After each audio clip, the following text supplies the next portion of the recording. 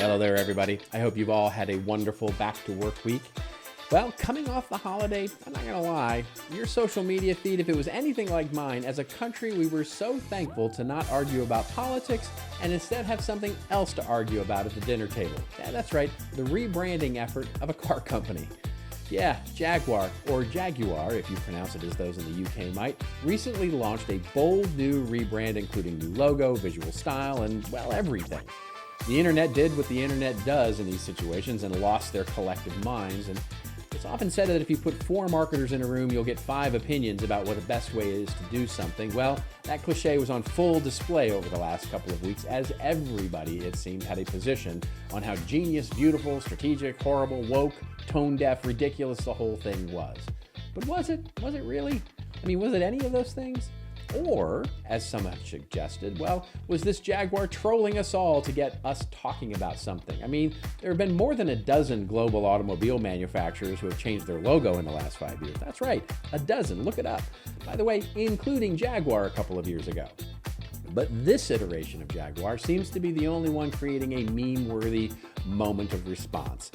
Maybe in the age of digital cultural moments like this, well, this is the only way to get people talking and aware of your new, bold look. Or maybe something else is afoot. Let's have a talk about it. As the English might say, let's keep calm and carry brand.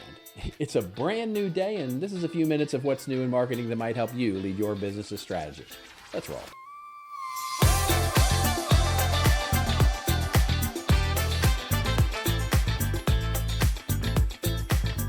Hello everybody, Robert Rose here with What's New in Marketing. It is about what's new in marketing, but most importantly, it's something important in marketing that we think may help you become a better leader. And if we can help you or your team with content marketing services, and that includes custom training, consultation, ongoing implementation of your content marketing approach, get on over to contentmarketinginstitute.com and fill out that form and let's talk about it. So what is going on with Jaguar? I mean, one of the most prestigious luxury brands around, and one that has been around, by the way, as a company for more than 100 years. Fun fact, the original Jaguar was called the Swallow Sidecar Company and made sidecars for motorcycles. But the Jaguar brand, as we know and love it, has been around since just after World War II and has always been associated with British luxury, detail, and a focus on performance. But Jaguar, the company now, is doing something truly bold that's honestly the least thing covered in all of the controversy around this new brand layout. They are hitting pause and reboot on the entire company. The iconic brand has stopped making petrol-powered cars and is shifting gears, as it were, toward fully electric luxury models. In other words, in an unprecedented move, Jaguar has taken a year-long production break from cars altogether to completely reinvent itself as an EV company. By early 2025, the last of its SUVs will leave the lineup, making way for a new era. Jaguar's future isn't about selling in volume, it's about exclusivity. The brand's upcoming range will feature 3 electric models, each priced at 100,000 British pounds and supported by more selective dealer network experiences. That's a full-on reboot of the business. As Jaguar Managing Director Rawdon Glover summed it up, he said, "This is a complete reset. Quote, Jaguar is transformed to reclaim its originality and inspire a new generation. Bold moves for a bold future." So, given that roadmap for the business and that business strategy, how would you, as the lead in marketing, have created a new brand, creative logo, and tone that needs to launch like now? Well, it would seem the internal creative team at the brand took all of that to heart and has completely upended the traditional automobile brand in the way it looks. One of the only subtle changes include flipping the Jaguar logo to be leaping forward instead of backward. But what the internet had a collective toxic freakout about was the new ad that didn't actually show a car. Again, there are no cars to show. There's nothing for them to show as an ad, as they're taking a year off of producing these cars, and generally, well, it was a very modern and colorful look. The colors were almost certainly meant to show off what Jaguar is intending to move beyond. I mean, remember, the old colors of Jaguar were famous, right? You had Carmine Red, you had Fuji White, Ultra Blue, and of course the most famous Jaguar color of all, British Racing Green, which became sort of, synonymous with Jaguar. All of these conservative and filled with classic British luxury, but no more. And this, plus the focus on diversity and the general, weirdness of it all, seemed to be what so many were, and quite curious to me, so upset about. I mean, the tweets and the posts came fast and furious, some people calling it a massive mistake exactly 2 days after they launched it, or ridiculous, or too woke, or making fun of it because they didn't actually show an automobile, or asking who was going to get fired for such bad rebranding and marketing.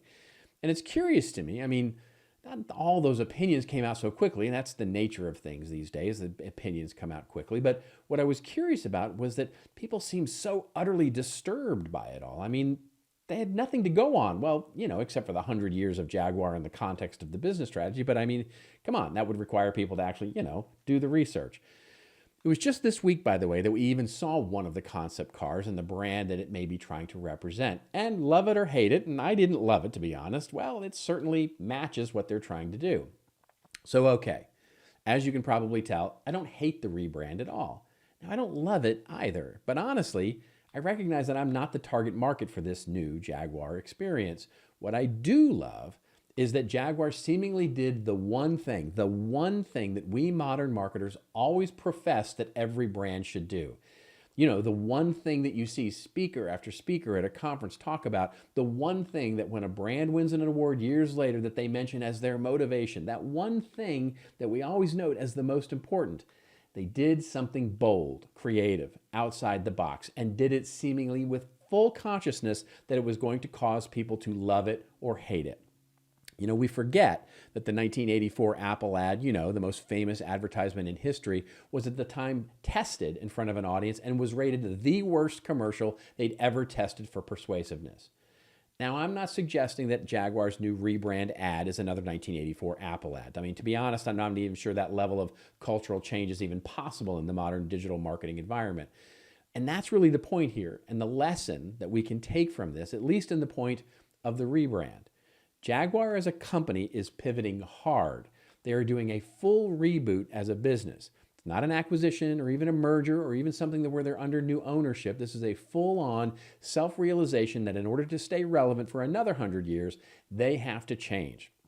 Those changes, going fully electric, stopping production on cars for a year, redesigning their entire product portfolio, redeveloping their dealer network into customer experiences. I mean, I guarantee you those are the primary focuses right now for this company, not on who's in their commercial.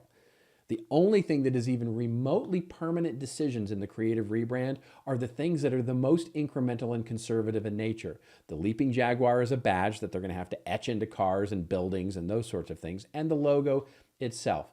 And like it or don't like it, it is a conservative change on both sides. This cool, weirdly odd, diverse, circus-like approach to a video is simply happening this month. With this rebrand creative, Jaguar has a lot of room to roam around and express themselves in a new way, including how they did. That is the modern branding strategy. Don't box yourself into a legacy and don't limit where you can take your creative ideas.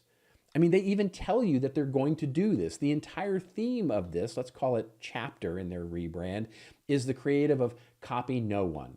And in fact, the meta description of their website says simply inspire like no other, challenge convention. And again, you may agree that they did, you may agree that they didn't, but we're talking about it. The brilliance of this brand campaign and the lesson from it isn't how much it looks like the past, it's in how much room they've given themselves to take the brand tomorrow. They can continue to create the weird moments that keep us talking and attract new people, or they can simply settle into a conservative, incremental sort of look like a new EV experience company. Remember something really important. Remember the Apple Think Different campaign, right? That featured iconoclasts from history, all thinking different. And by the way, featured no product shots at all, no computers, no software. We often forget that the true brilliance of that campaign, Apple wasn't calling itself iconoclastic or that they thought different. The whole campaign assumes you are the iconoclast. We are the ones who think differently. And Apple wants to say, here's to you, the ones who think differently. We're for you. What Jaguar is doing here, and it may succeed and it may not, of course, execution is everything. We need to see what happens. But it's clear to me that what they're doing is not saying they're the inspiration. They're not the ones copying no one. They're telling us that they're for those of us that want to challenge convention, that want us to copy no one when we buy an automobile. And there's a lot of room to fly in that brand sky. And Well, that's a few minutes of what's new in marketing, and if we can help you think through some of these issues, reach out, won't you? We can help. In the meantime, remember, it's your story. Take the risk, be bold about it, and then make sure you tell it well. I'll see you next week.